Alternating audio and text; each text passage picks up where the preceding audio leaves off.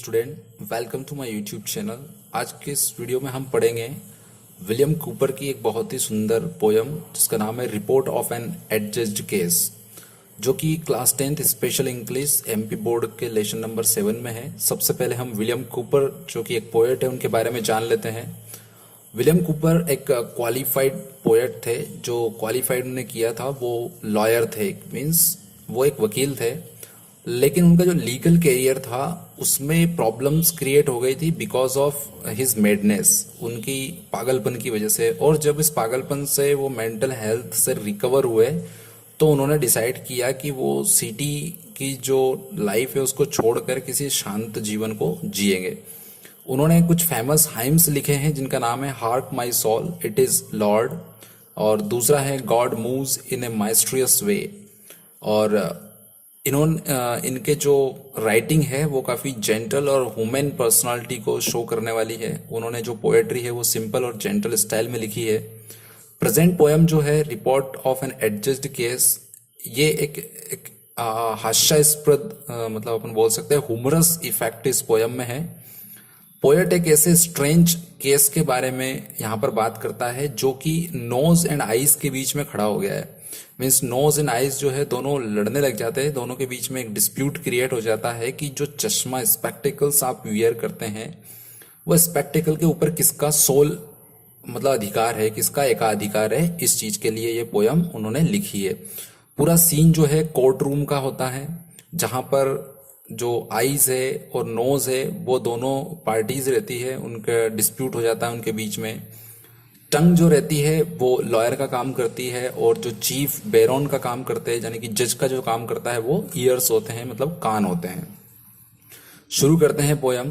Poem का हर एक stanza जो है वो 4 लाइन का है और टोटल 8 स्टेंजा इसमें है।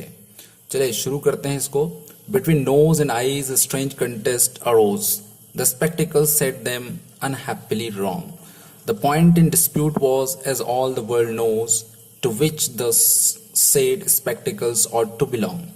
मीन्स नाक और आंखों के बीच में एक अजीब सा डिस्प्यूट खड़ा हो जाता है, और उनके इस अनहैप्पी होने का जो रीजन है, कारण है, वो स्पेक्टिकल है यानी कि चश्मा है। और जैसा कि सब लोग जानते हैं कि डिस्प्यूट क्या है, जो पॉइंट ऑफ डिस्प्यूट है, किस मुद्दे पर उनका डिस्प्यूट होता है, वो है कि जो स्पेक्टिकल वियर करते हैं वो उसके ऊपर किसका अधिकार है, नाक का है या फिर आंखों का है।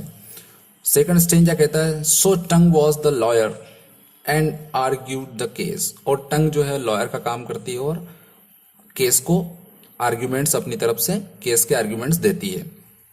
With a great deal of skill and a wig full of learning. Great deal of skill means अपनी पूरी स्किल का यूज करती है, और विग फुल ऑफ लर्निंग का मतलब क्या होता है? विग मतलब नकली बाल का जो टोपा होता है उसको बोलते हैं, लेकिन यहाँ पर विग फुल का मतलब हो रहा है कि एक बनावटी लर्निंग, जो बनावटी सीख है ना, आडंबरों की सीख है, उसके आधार पर अपनी स्किल का फुल यूज करती है। While chief baron ear sat to balance the laws. और वहीं सुनने के लिए जो जज का काम कर रहा है वो कौन है? कान है। So famed for his talent in nicely discerning.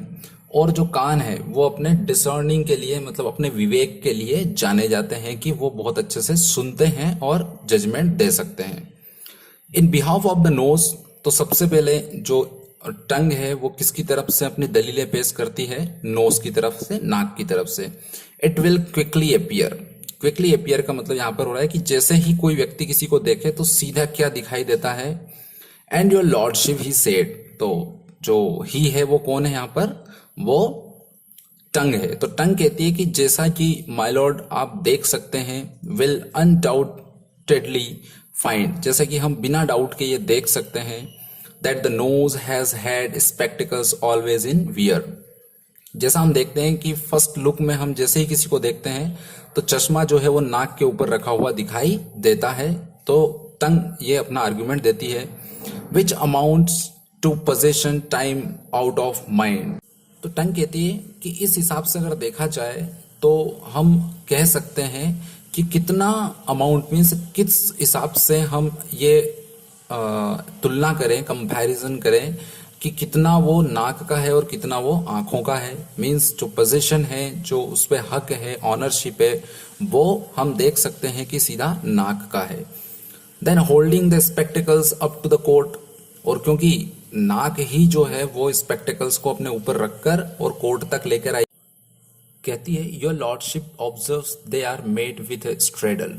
तो स्ट्रेडल का मतलब क्या होता है कि एक तरह से जब एक पोजीशन जिसमें हम पैर फैलाकर बैठते हैं, तो कह रहे हैं कि जैसे कि आपकी लॉर्डशिप यानी कि आपके कोर्ट में आप ऑब्जर्व कर सकते हैं कि चश्मा किस तरह से लेफ्ट और राइट अपनी दोनों लेग्स पसार कर जो है पैर पसार कर नाक के ऊपर बैठा है। As wide as the bridge of the nose is in short. संक्षिप्त में कह सकते हैं जिस तरह से नदी के ऊपर एक ब्रिज रहता है जो उसके दोनों किनारों को टच करता है और बीच में से नदी बहती है, और उसी तरह से नाक जो है बीच में रह गई है और एक ब्रिज की तरह जो है वो स्पेक्टिकल उसके ऊपर रखा हुआ है। Designed to sit close to it just like a शेडल।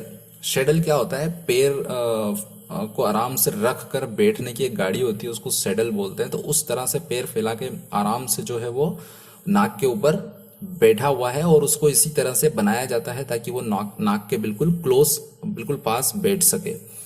Again would your lordship a moment suppose, जो टंग है दोबारा से कहती है कि दोबारा से हम ये मान लेते हैं, सपोज कर लेते हैं। यहाँ पे ब्रैकेट में एक लाइन लिखी है, it means it is a case that has happened and may be again. ये जो केस आज हुआ है ये बाकी आगे चलकर भी हो सकता है। दैट द विसेज और countenance had not a nose, pray who would or who could wear spectacles then।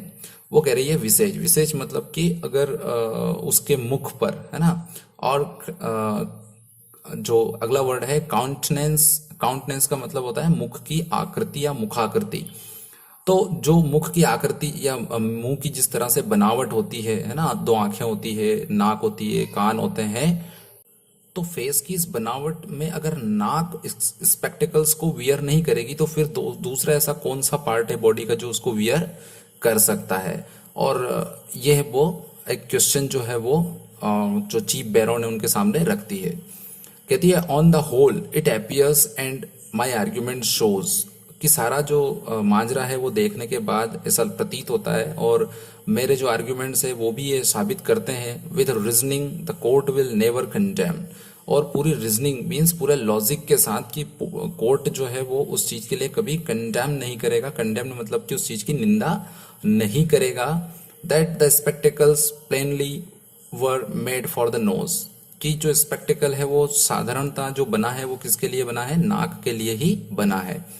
And the nose was plainly intended for them, और नाक जो है वो भी इंटेंट रखती है, मतलब अपना इरादा जो है उसको पहनने का बिल्कुल रखती है, और उसका भी इरादा है कि चश्मा उसी का है। ऐसा पूरा वो आर्ग्यूमेंट अपना टंग जो है वो नोज के फेवर में देती है।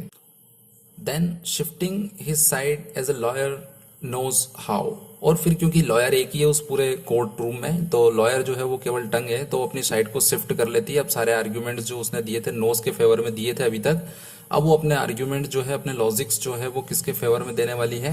आइज के फेवर में देने वाली है। He pleaded again in behalf of the eyes, वो दोबारा से अपनी प्लीडेड मीन्स दलीलें देती है किसके फेवर में? आइज के, आंखों के फेवर में। But what were his argument few people know, पर कुछ लोग जानते हैं कि उसके आर्ग्यूमेंट क्या होने वाले थे।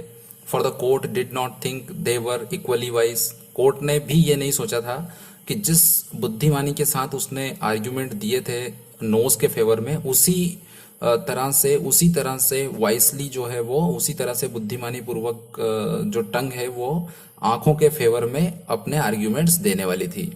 सो हिज लॉर्डशिप डिक्रीड, तो उसकी लॉर्डशिप डिक्रीड, डिक्रीड का मतलब होता है ऑर्डर देना। With a grave solemn tone, grave solemn tone का मतलब होता है बहुत ही गंभीर स्वर में उन्होंने आदेश दिया।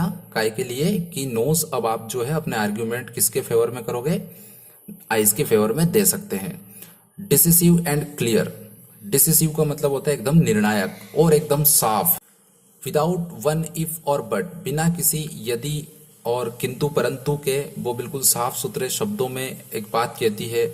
That when ever the nose put his spectacles on, कि जब भी नाक जो है अपना स्पेक्टिकल पहन रखती है, बाय डे लाइट और कैंडल लाइट, चाहे वो दिन का उजाला हो या फिर रात में कैंडल लाइट यानी कि कैंडल का या दियों का उजाला हो, कोई सा भी उजाला हो, उसमें अगर नाक जो है वो स्पेक्टिकल को पहनती है, आईज शुड बी शट, और उस समय अगर आंखों को बंद कर लिया जाए तो क्या होगा।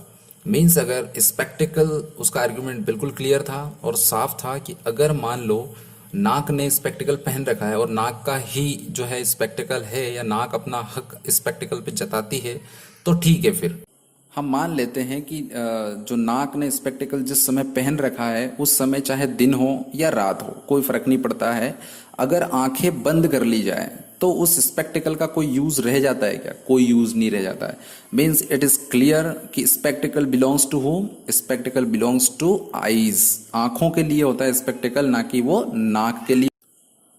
तो कहने का मतलब ये है कि अगर दिन का उजाला हो ना, टंग ने बहुत अच्छा आर्ग्यूमेंट जो है और बहुत वाइसली अपना आर्ग्यूमेंट जो है आइस के फेवर में रखा, कहा कि अगर आंखों को बंद रख लिया जाए और चश्मे को पहन लिया जाए तो चाहे दिन का उजाला हो या रात का कैंडल स्टिक जलाकर उजाला किया गया हो, कोई फर्क नहीं पड़ता है, सब कुछ एक जैसा होगा, सब कुछ अंधेरा ही अंधेरा नजर आएगा। तो बड़ी वॉइसली तरीके से जो है उसने नोस को जो है केस को हारना पड़ा और आइस जो है वो अपना केस जीत जाती है, क्योंकि स्पेक्टिकल्स जो है रियलिटी में किसके लिए बनाया जाता है? आइस के लिए बनाया जाता है। यहाँ पे ह्यूमरस इफेक्ट ये हुआ कि कोई भी पर्सन ये चीज के बारे में सोच भी नहीं सकता कि ऐसा कुछ हो सकता है। जिस स्किल्स के साथ, है ना, जिस मीन्स इंटेलेक्चुअलिटी के साथ जो पोएट है उन्होंने इस तरह का स्ट्रेंज केस जो है हमारे सामने रखा है और जिस तरह की पोयम उन्होंने बनाई है, रियली ये बहुत ही स्किलफुल है। और वाकई में हम कह सकते हैं कि जो पोएट होते हैं, जो कवि होते हैं, they can imagine a lot, है ना, वो कितना इमेजिन कर सकता है, no other person can imagine like him और हर। जो भी पोएटेस या पोएट होता है उनके जैसा कोई भी व्यक्ति इमेजिन नहीं कर सकता है।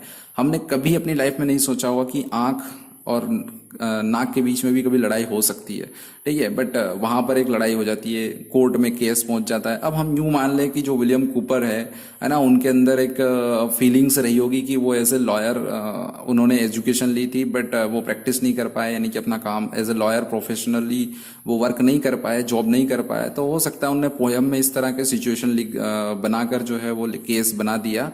बट जो भी हो, बहुत वाइसली और बहुत ही अच्छी स्टाइल में पोयम लिखी गई है। होप ये पोयम आपको अच्छे समझ में आई होगी। आज की वीडियो में इतना ही। Thank you.